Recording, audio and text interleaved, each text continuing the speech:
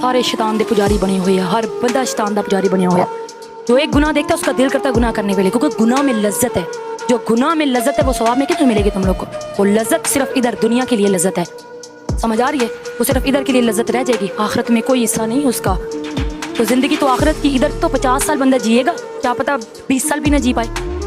जिंदगी मौत तो अल्लाह के हाथ में है, ये तो जिंदगी इतनी सी है बस। आखिरत जीते ही रहने, जीते ही रहने। ओ जो दोज़ख में गया यानी उसको सजा मिलती रहेगी, मिलती रहेगी। बार बार वो अच्छा बने, सही बनेगा, इंसान बनेगा, फिर उसको वो सजा मिलेगी। सोचो, वो तो उधर तो जिंदा ही रहना है, उधर नहीं मरना। क्यों आखिरत खराब कर रहे अपनी है? एक दी वीडियो आई 10 ग्रुपों च शेयर हुई, 10 ने देखा अखां दा ज़ना हो गया, दिल दा ज़ना हो गया, जुबान दा ज़ना हो गया, 10 गल्लां मुंह चो निकलियां, ज़ना ज़ना ज़ना। तुम सब लोग कर रहे हो यही, फिर हाजी बने हुए हो, फिर हाजी बने हुए हो।